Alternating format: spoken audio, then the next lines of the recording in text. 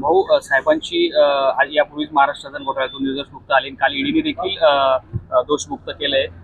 मतदारसंघातील कार्यकर्त्यांनी काय प्रतिक्रिया तुमची पहिली? अतिशय सर्वजण जे आहे आनंदी आहेत, कारण का गेले 10 वर्ष जे आहे हे कोर्ट कचेऱ्याच्या माध्यमातून वेगवेगळ्या केसेस चालू होत्या आणि त्यातली मूळ केस जी ACBची होती त्याच्यातून जे आहे 2021 साली जे आहे आम्हाला डिस्चार्ज करण्यात आलं होतं.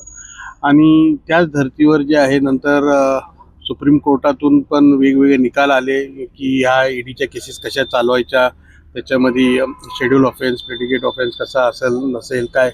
तर त्या धर्तीवर जे आहे आम्ही पुन्हा जे आहे सेशन कोर्टामध्ये आमची बाजू मांडली होती आणि सुप्रीम कोर्टाच्या आधाराने हायकोर्टाने काही दिवसांपूर्वी अजून काही वेगळ्या केसेसमध्ये सुद्धा त्याच प्रकारे निकाल दिला होता.